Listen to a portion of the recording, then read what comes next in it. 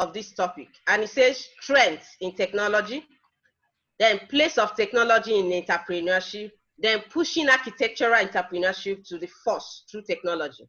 So the first thing, I believe the audience are already people that are not undergraduates from what I can see, and we are very few.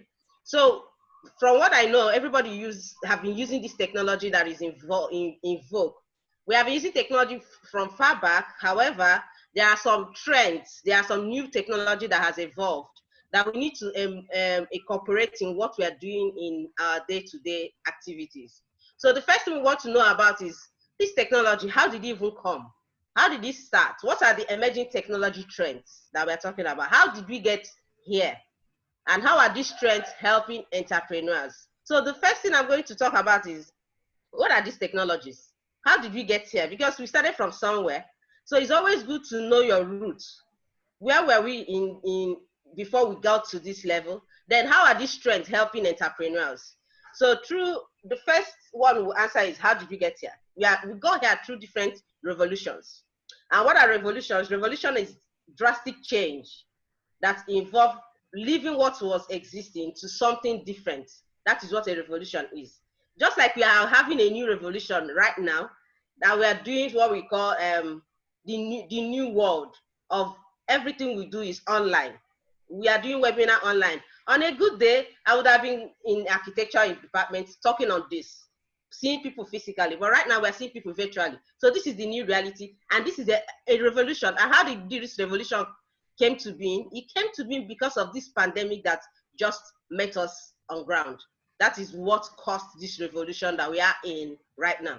So we're going to know, look, what revolution brought us to all these emerging trends. How are these trends helping entrepreneurs? Then we now get to how is this trend going to help those in what architecture? Because this trend is going to cover all fields. Every field has to apply this trend to be able to move forward in what they are doing on a day-to-day activities. So imagine now that we are in Nigeria and we are having this issue of physical contact. We are doing, everybody's doing social distancing, and you can't be in an environment where we have more than 20 people at the same time. Now, if we don't have this technology called virtual reality, well, how are we going to cope? And this virtual reality is what we are using right now to do this work.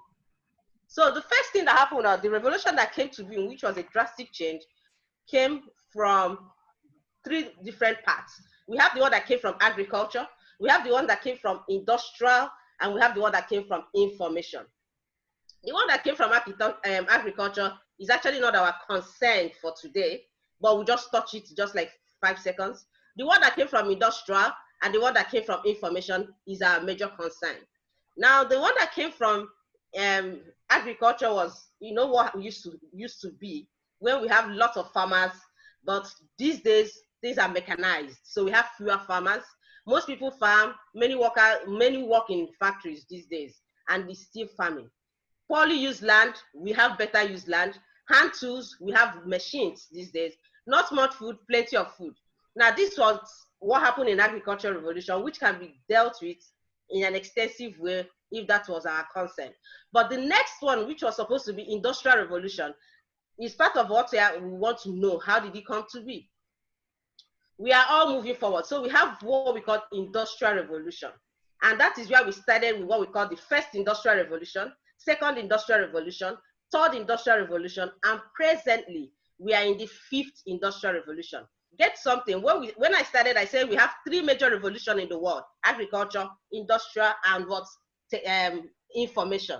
But the industrial has four major ones right now. We're on the fourth one, heading to the fifth one by 2025. After that, we'll now move towards what we call the information revolution. But you will see where industrial and information merged. So now what happened? Things happened, it began in 1780, where factories made it possible to do secondary activities and change things. And after that revolution, we moved to the information revolution. And what is information revolution? That is what we are talking about, digital. Now, there are a lot of things involved in digital revolution, which I cannot go into because they gave me 20 minutes. So we need to touch the important things. If you now want to go in details, then you can come and register in our lab for more tutoring. Now, the post-industrial or information revolution is where we have the tertiary and quaternary activities, where computers and internet jammed. Now, when you talk about information, you're talking about data, because you can't have information without data. And what is data? It's raw fact. It is not processed. But when it is processed, it becomes what? Information. And that is why we are talking about this is digital. So when we say digits, we are talking about data, because in computing, what we describe as data is what zeros and ones, and that is how computer reads uh, whatever we give it to do, because computer is nothing without us. We garbage in and it gives us what we have given it, and what we give computer has to be in the form that computer will understand, and that is what we call what? Information. And it comes from what? Raw data, which is what? Fact.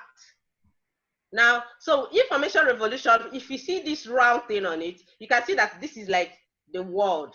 And that is what we call what? The web, World Wide Web, that connected everything on earth to one place. I remember when this thing started, people said this is Antichrist, 666. But now we have even gone beyond this, everybody's enjoying it. And that's why we are even talking about revolution, because the major revolution that came to the world is what? The internet. And that is what? The information. Everything we are doing is up on the internet. That we're even talking here now. Without internet, we can't communicate. So that is what brought the what? The information revolution. Now, what happens? I talked about agriculture. I talked about technology, and I'm not talking about information. So technology, sorry, industrial, and I'm not talking about information. Industrial and information has combined. They are like integrated together. And that is why we are now talking about digital age. What has taken place in the industry and what is taking place in the World Wide Web has come together, and we have the fourth industrial revolution. Because the fourth industrial revolution is actually the digital world on its own. So what happened in the first, second, third? That's what we're going to just run through. So we started with first industrial revolution. What happened then? The first industrial revolution took care of transition from production of things to machines. Using hands, we moved from there to using machines in the industry. After that, we moved to second industrial revolution, where we started doing things, innovative things, making steel, having electricity. Well, I don't know where Nigeria was then, because I don't know whether Nigeria, we are still battling with second, third, fourth at the same time, because our electricity is not even as stable. But that is when it came to the world. That was the world they call second industrial revolution. After that, we moved to the third, and the third is the one we call the digital revolution. So this is the paradigm shift. What happened in this paradigm shift? It sees the transition from mechanical and analog electrical technology to digital electronics, computers and internet that continues to this day. Industrial employment slowed down and a new class of knowledge workers emerged. This is where you can see people now stay in their house and do web and do some things and sell. You can be at home and be a marketer. You can be at home and communicate. And you can be at home and have a job and still take care of your kids. So this is where digital revolution entered and met with industrial revolution. And from there, that was third, actually. From there, we move to the fourth. And what is going on in the fourth? And that is where we are presently. The fourth industrial revolution has shown us that we have a lot going on. That is where what we call the emerging trends of technologies. Here you can list a number of technology trends that has emerged that is helping us to achieve our day-to-day activities, both in the Western world and in the underdeveloped world. Everything is moving in fourth industrial revolution era. So dramatically changed the way we relate to one another, live, work, and educate our children. You can see that some children are homeschooled. And the major thing that brought this, like I said earlier, is what? The internet. So this shift enabled by smart technologies, including artificial intelligence, big data, augmented reality, blockchain technology, Internet of Things, and automation. Automation, very important. A lot of things are now working. We have different things that we can call that work on their own. We'll move into that very soon.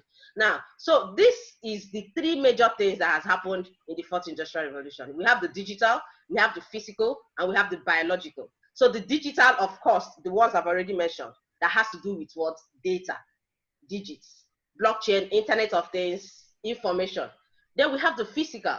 We, in as much as we are still dealing with digital technology, we still have things that have to do with physical, even though you still integrate the digital in the physical. Example, the autonomous vehicles, where vehicles move on their own. They will not achieve that without the digital.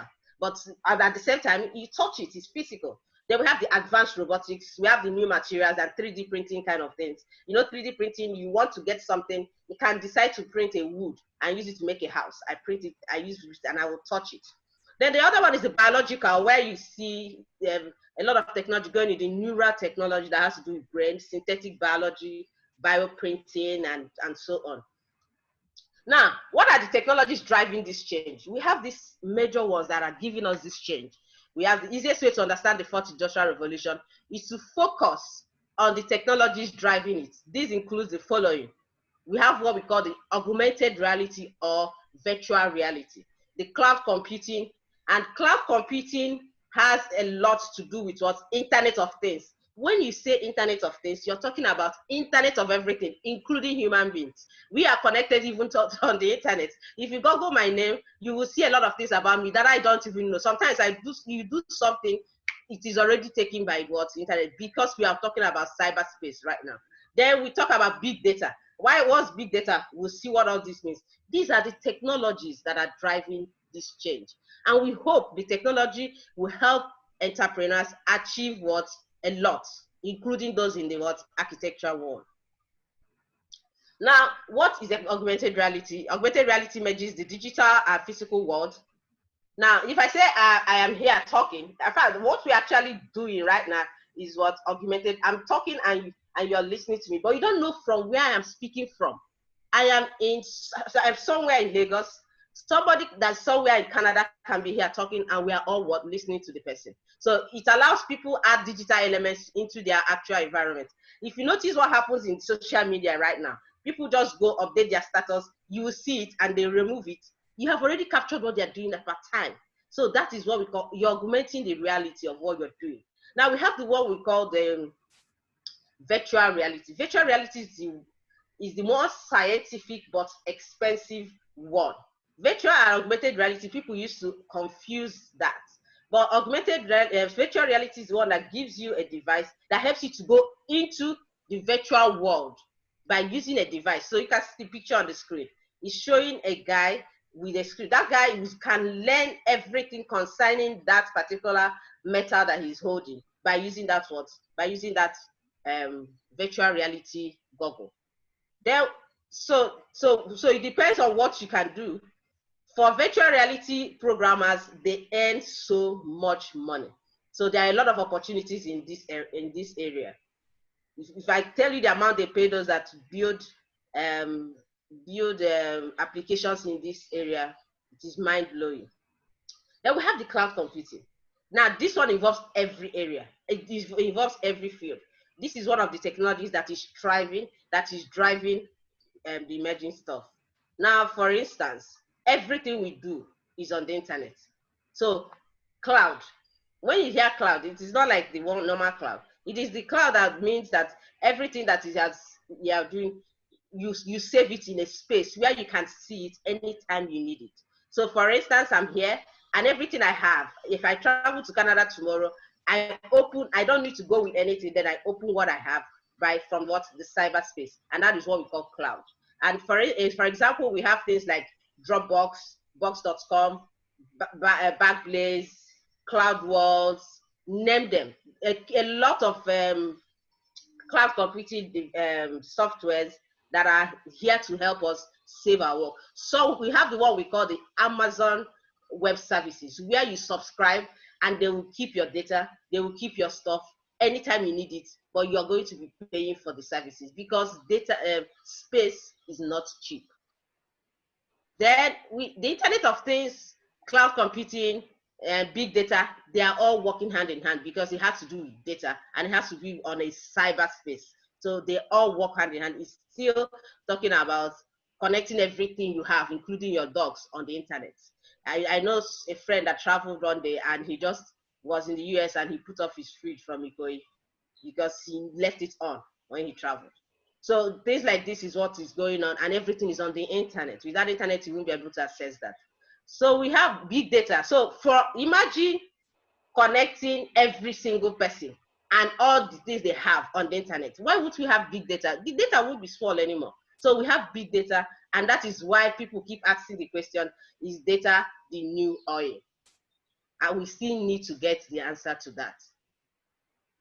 And I believe it should be, because if you know how to analyze data, you're a data scientist, you'll be able to make a lot of money. Nobody is relying on oil right now, because even the COVID-19 has made us know that oil is useless. Nobody was moving and they couldn't even make any money. But with data, we are still, even during this COVID-19, everybody was still doing webinar every single day. Data is being collected. So application of big data. So these are about big data, because my time is limited. I will be jumping a lot of things. So one of the major things I want to talk about today is what we call the artificial intelligence. This is another one of the major components of what's the emerging trends. Artificial intelligence describes computers that can think like humans. So recognizing complex patterns, processing information, drawing conclusions. It's just the way we think. But the question is, did the computers just start thinking on their own? No. So we are still the human that made the computer to behave the way they behave. The only thing is that they have to be adaptive, intuitive, and we are even not yet there. There are some areas of life that computer cannot get to. Tell me, can it reproduce? No. But however, we know that we are even talking about rational right now, reasoning. So you can make computer reason. Now, so that is where AI has come to be. So we need to go into AI. So what's going on? We're talking about architects. Intelligence displayed by a machine. This is a machine, and look at what the machine has done. Created this building for architects. So intelligence displayed by a machine still needs to be one, adaptive, self-learning, and intuitive. And how can we achieve all of this? By using the tools that have been designed. So what's required for a machine to be intelligent? These are the methods, or what we call the techniques, that will enable a system to be intelligent. Because artificial intelligence is making something that is not real to be real.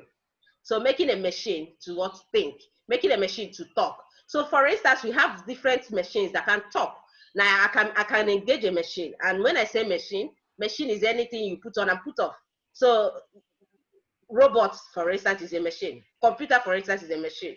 So that's what a machine is. So you decide what you put in the machine to be able to get what you need. Now, these are the techniques. So that's why this 20 minutes cannot do for me to go one after the other on the techniques of artificial intelligence. So we have the one we call the machine learning, where a machine learns. Then we have the natural language processing, where we are using a machine to process language. We have expert systems where you talk to a machine and it gives you an answer. We have the speech recognition, we have the vision, just like we have in robots. Do you know, in robots, we make a robot to look like a human being, depending on the type of robot which we will come to. And it can talk, the robot can see, the robot can plan, the robot can reason. Why? Because of what you have programmed into it. Now, for AI in architecture, how are we going to achieve this? So a perfect example of using AI to solve problems that would take days for an architect is the space syntax software called the DepthMax X by the Bartletts at UCI. Now, it uses AI to analyze the spatial network on many levels without the need of going on site. So you see, this particular software, for those in architecture, you'll be able to understand that most times people go to sites, but this particular software was designed to do the job for you.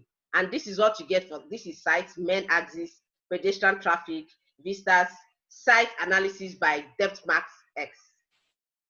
Now, another one for architects is the source study using multiple software. Now, softwares are everywhere. It's like ubiquitous. A lot of software come up every day. To the extent sometimes you keep deleting softwares. That we have even apps, web apps, and mobile apps. We keep deleting them. They're all softwares. Softwares are things that have been designed to perform a specific function. So a big trend nowadays is to use game engines, the ones that can game that the game developers use for architectural purposes. Now, this particular software has been designed for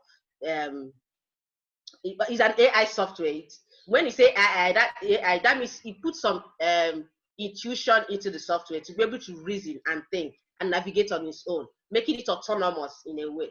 Then a good example will be Unity 3D. I don't know if people know about all this, but these are what I research on for architects, that they can be used in achieving their tasks. Now, AI to figure out, for example, the shortest distances to the fire exits. So you can use a Unity 3D software to achieve this. Now, last but not least, AI has made it possible for architects to simulate the environment with software like Eco Designer Star by Graphisoft or many open source plugins. So when we say open source are softwares that are designed that you can just download. You don't need to pay, but you can work on the software to suit what you want to do. So they have done some work for you. Then you just download it. You don't need to pay, because most of these architectural softwares are licensed, and the licensed softwares are very expensive.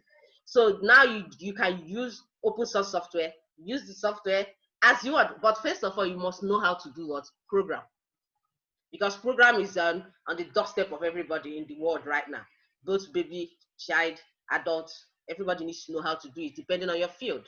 Now, so this is the way artificial intelligence works. When we say artificial intelligence, we have machine. Remember, I showed you one diagram. We have machine intelligence. Machine will have to learn. So diagram roughly explaining the process of using AI to draft plans. So if you look at this, you will see smartphones, tablets, PCs.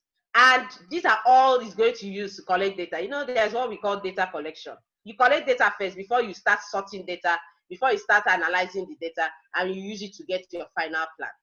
So that's what you see on this. So the internet has been there, and all these smartphones, all these equipment, the machines that we have, smart devices, they're always connected to the internet.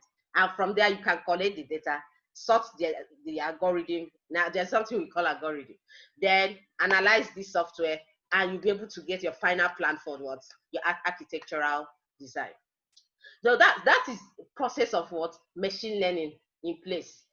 But this is a typical machine learning process. There's nothing different from what I said. The first one is architectural way, but this one is our normal computing way. What do?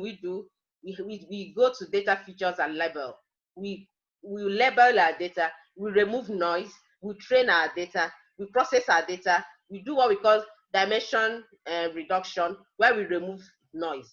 Then the data is passed into a model. And what are these models? Those techniques that I showed you here are these models. Now, these models are statistical models. So things that are involved in this is once know how to do statistical interpretation, then how to program, and how to bring out what you program. And at the end, you have what we call what? A prediction or a predictor.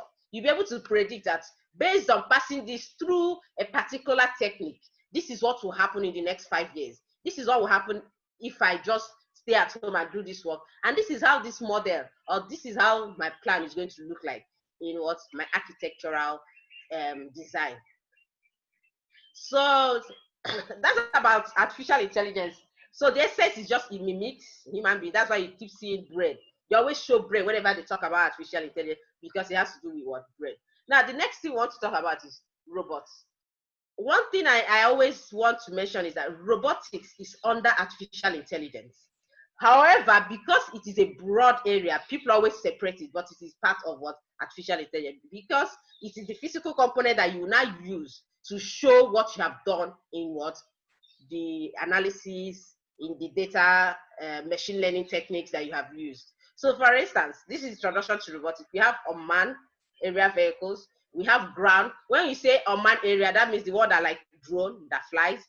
Unmanned ground vehicle, the one that moves on the ground. Underwater, the one that walks in the water. Unmanned surface vehicle, the one that is on the surface of water. And we have humanoid robots, the one that looks like a human. That one you see there is a human robot called Sophie.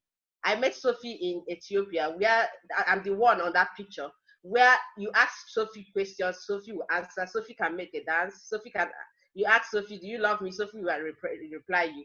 You ask Sophie anything. Why? They have used artificial intelligence technique called machine learning to program things, and now he has intuition. So they've been working on this since from Hong Kong for years for Sophie. Now, so every field can adapt to this. So we have the ones for drones. We have drones for logistics. Drones are used even in Amazon to do delivery. It's used to um, fulfill people's um, quotes when people buy stuff. They use drones to fulfill their drone. Then we have the one for agriculture, the one that we use for irrigation, the one that we use to chase birds away. We have transportation drones and we have security drones. So these are different types of drones, and they are all AI drones. Because they can't work on their own without you programming what they will do. So we are going to look at robotics in architecture, for instance. It's an industrial shift right now. It has changed the way building is even done. Now, if there are some machines that can be used to do, human beings are no more involved. So there are a lot of things going on. Robots can often perform the same tasks much faster and can even work 24/7 on projects. So that's one of the reasons why we are using all this technology.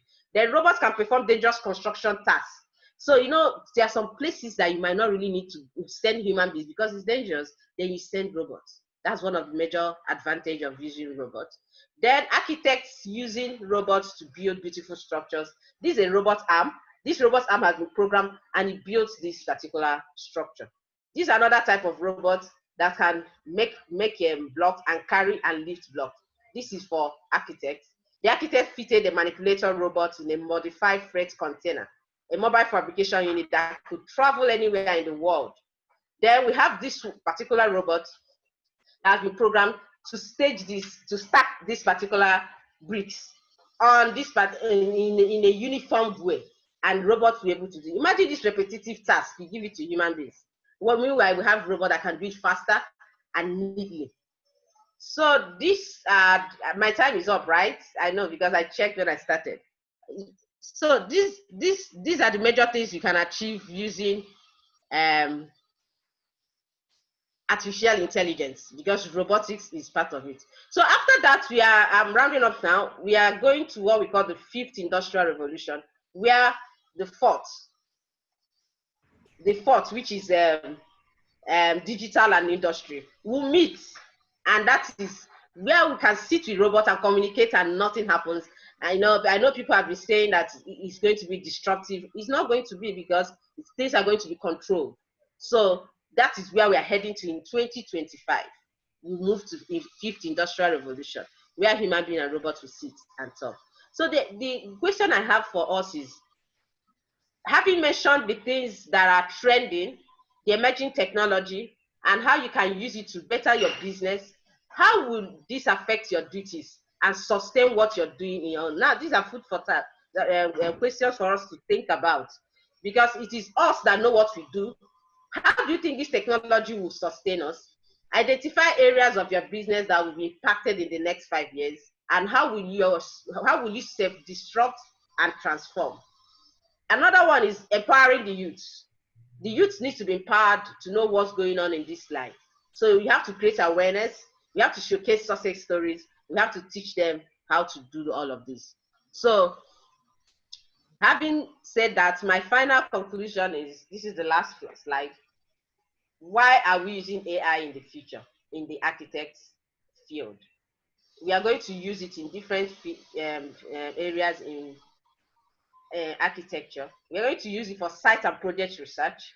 We're going to use it for project designs, client and user engagement, working with robotics, and integrating AI systems. Thank you. Wow, that's a very great one. Dr. Chika Yinka Banjo, I want to say a very big thank you to you. And I know we are still going to hear more where there will be room for a few questions. So I'm happy to announce that Dr.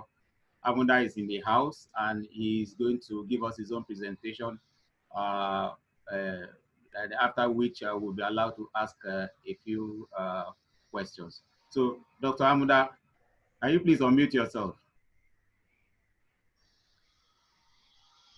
Dr. Amunda, please.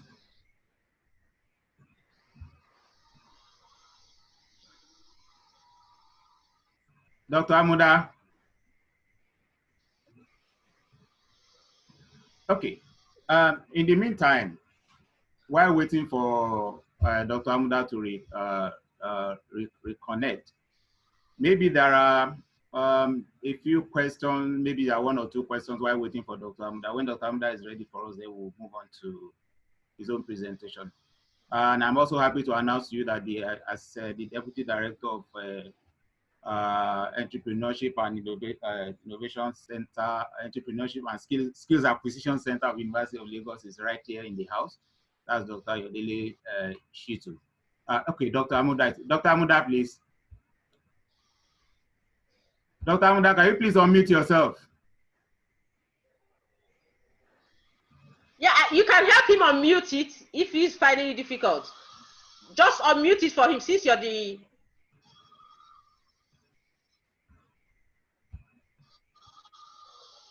Okay.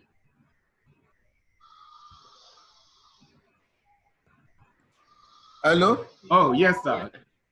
Yeah, I'm in an interview session that we end in about 5-10 minutes. Okay, but in the meantime, no problem. What we are suggesting is that I've sent, hello sir, I've sent a few of my slides to your WhatsApp page. Okay, but in the meantime, what you are doing, because Dr. Ayodele Shitu is right here in the house, and we may just tell him to just... Yes, I appreciate him for that. Then we'll share the... They have the... later. It's okay, Doctor. Just give me about 5-10 minutes. No, it's all right. We understand. So, so right now we are going to ask Dr. Shitu to please... Dr. Shitu, please. Good afternoon, Dr. Bala. So Dr. Shitu will tell us maybe a few things on the difference between ideas and innovation, and he will tell us also what it takes to manage our innovations, just for maybe like 5 minutes or less than 10 minutes. Then we'll go back to questions. Then later, we promise you that we'll share the slides of Dr. Amuda with everybody. Thank you. Dr. Shitu, please. Okay. Thank you very much, Dr. Bala. Even though I'm just brought on the spot, okay? My task is to differentiate between ideas and innovation, okay? Generally, everybody has an idea. There is nobody who does not have an idea. As long as you're an human being, you have a brain, you would have an idea. The difference now is which of these ideas can be commercialized.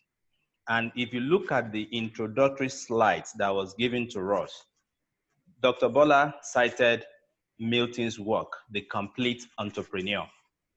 And one of the things emphasized in the work of Milton in that paper is that what? You must have empathy. And once you have empathy, it means that you have human feelings, okay?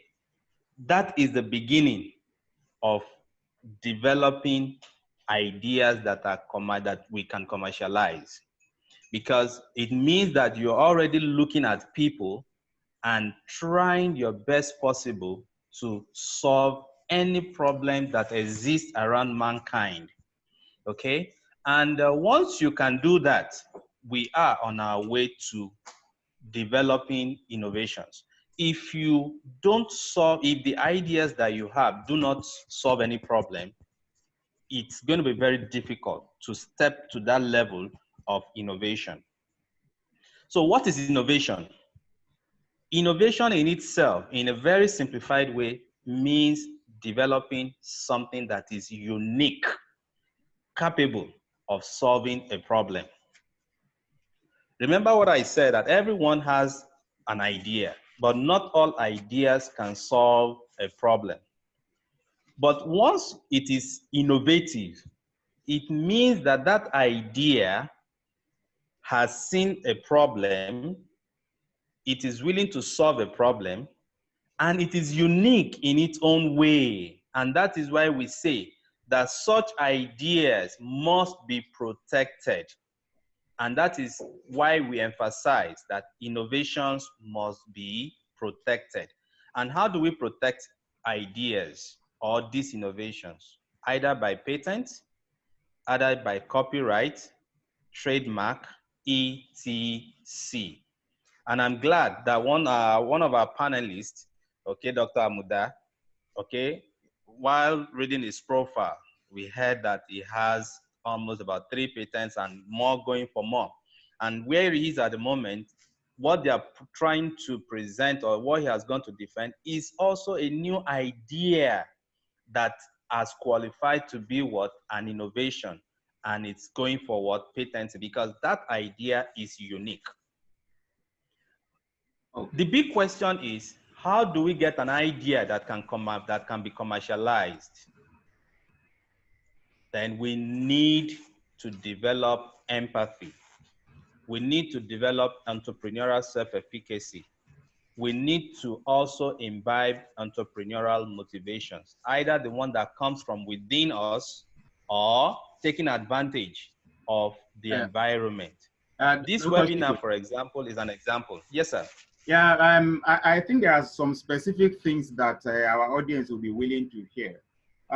So many of them have ideas, and Dr. Chika has told us quite a lot of things about technology, but now they really want to know okay, you've told us the difference between ideas and innovation. I'm sure quite a number of us will have that idea now. They want to know, for example, especially in the Nigerian context, you have an idea, you want to secure this idea. You want to make sure the idea is yours and nobody can steal it from you. What are the steps that you need to take? Briefly, so that we can. Fantastic. Yes. Fantastic. Number one, I need to stress the fact that you need not be scared that your ideas is going to be stolen, because there is nothing new under the sun. However, when you have an idea, okay, the first step you need to take is, at the point of discussion with anybody, have what we call a disclosure form. In other words, you will sign that form, the other person signs the form, and it means that these ideas that we are discussing about will not be shared with a third party. That is number one. Number two is, if you are a student of University of Lagos, okay, you can always walk up to the Entrepreneurship and Skills Development Center or the Research and Innovation Office, where these ideas will be explored with you. You need to discuss it further so that we get to know whether it is actually patentable or not. Not all ideas can be patented. Is that okay? So once we have that discussion and we see that this idea can be patented, then we now move into what we call the design stage, okay? Because we need to bring it on paper. Ideas can be in the air, but we need to bring it onto the paper, and that is what we call the design stage. After fulfilling the design stage, then we'll move on to what we call the prototyping. Prototyping now means bringing it to reality above paper. What we do in this case now, we do what we call the 3D design. There are machines now that will give you the 3D configuration of that service or product that you have in mind for further examination. It is at that point now that we can now start to talk about what? The patenting. So these are the stages that are involved. Thank you. Thank you very much, Dr. Shitu. I am sure our audience are aware of all these facts now, and even when they need to know more, they can always walk to any of the offices mentioned. For just to save our time, I think we want to start asking people to, we want to entertaining questions. Dr. Chika, I hope you are on standby. And Dr. Shitu, maybe some of those questions you may need to answer at the end of the day. So Dr. Chika, I hope you're on standby. Okay. Yeah. Dr. Chika, I hope you're on standby. Dr. Chika.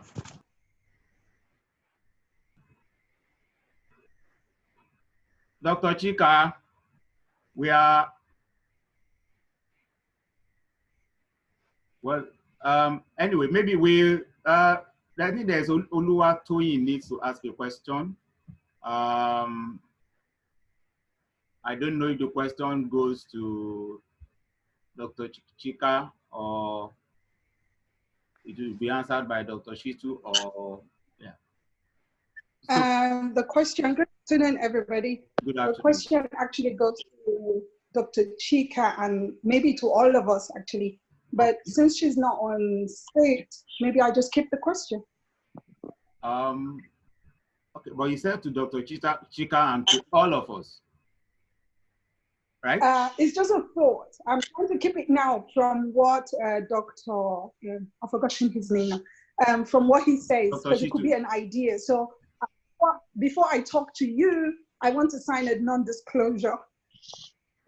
Anyway, going forward, I was just thinking of what Dr. Chika said and all the big data and all what she introduced in her talk, which was really fantastic. But then it got me thinking, is there a way, because most of the things she talked about, there are things that have been put together from, say from outside. So most of these programs that she's talked about, they're not programs that are localized. So I'm just putting on the hat of the first series and now this on how do we marry localization with this newness that we find ourselves, the big data and the Internet of Things. How do we marry it? If Dr. Tony, please, can you please read? Dr. Chika is right online now. Oh, okay. Good afternoon, Dr. Chika. Good day. Yeah. Good day to you. Thank you for your presentation. And because I'm sure you got all of us thinking. And I was just thinking that all the data you presented, as well as the robotics and the apps and stuff, they kind of, they're all imported, so to speak. So I was looking at the first series, which touched so much on indigenization, localization, and those terms. And looking at it, is there a way, can you throw more light on how we can indigenize all this Internet of Things and make them specific to specific environment, especially ours, and not use something foreign for us here? Can you please elaborate on that? Yeah, thank you so much. Yeah, so let me say, all the things I talked about are not just talking about foreign. Just saying internet is foreign. Internet is for everybody. Do you understand? So it's not like they are all foreign. It's just that we are giving examples with some foreign softwares. Right now, we have a lot of indigenous softwares in my field. Now, the thing is that why we throw these lights on what is existing in other places is so that you can, like you said, it got you thinking, how can you use it? First of all, how do you start developing it? That's the first question. That's the essence of saying entrepreneur. The idea you have, let's follow the method they use in developing theirs and develop the one that will work for our own environment. Now we develop softwares everywhere. The one we are using in the department, we develop software for like I have a website developed for me. How did we get to know? We just learn how to use the programs. You understand what I mean? So if you have a problem you want to solve, like for instance, you want to develop something, like the robot we are talking about is not like foreign.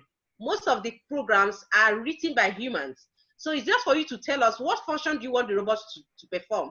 Then you program it into that component.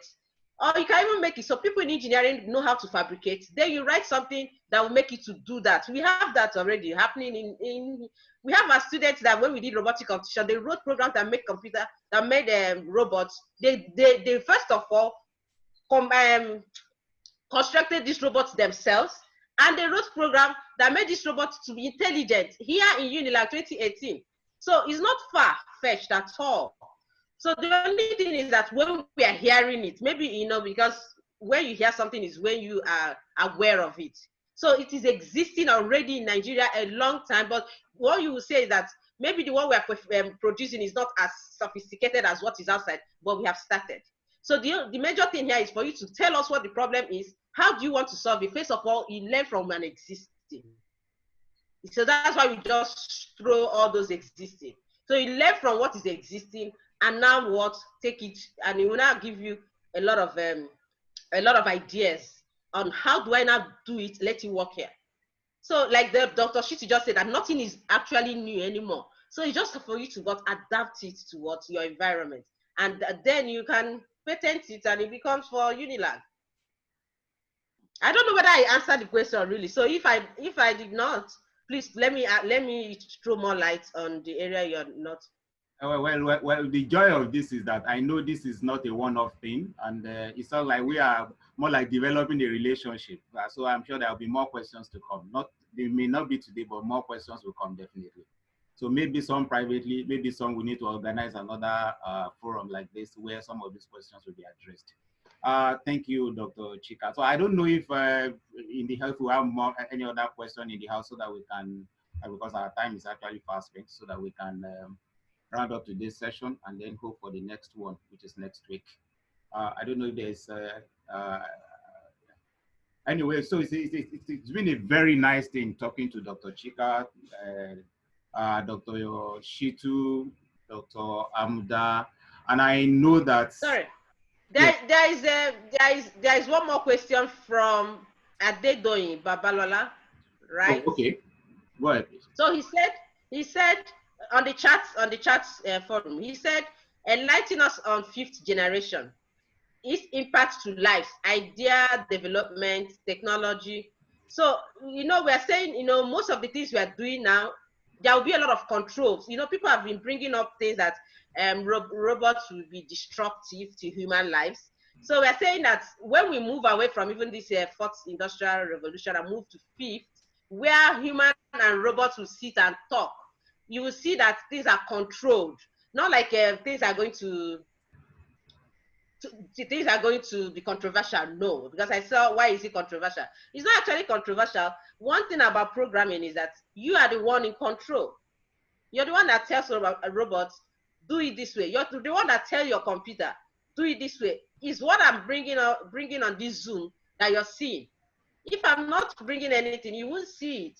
So the control is still us. That's why I said no matter how they are saying AI will take over the world, it can never take over humans because we are still the one programming it.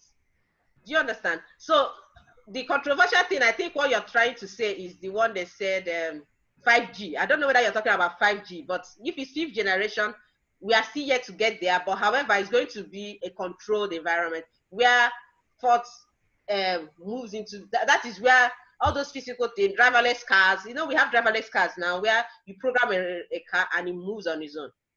So where these things will be controlled and we are going to be in an environment that is not controversial. Thank you very much, Dr. Chika. Like I said, we still have a lot of time to discuss this, and I know that more of this kind of gathering will come, and you'll be able to enlighten us more. Because of our time, we may need to move towards rounding this up. But I want to say a very big thank you to you, first of all. I want to say a very big thank you to Dr. Amuda. I want to say a very big thank you to Dr. Shitu. Professor, one of our, the mother of our faculty, let me put it that way, Professor Wokoro. We want to say a big thank you to you. We want to say a big thank you to Professor Igwe, Dr. Adebayo, and Professor Teriba, right there from New York. We want to say a very big thank you to you. And every one of our students, non-students, and all our friends and loved ones, we want to say a very big thank you to you. And we hope to see you again next week, Tuesday. So from me and from the entire house and from the entire hub, I want to say a big thank you to you and saying have a blessed day.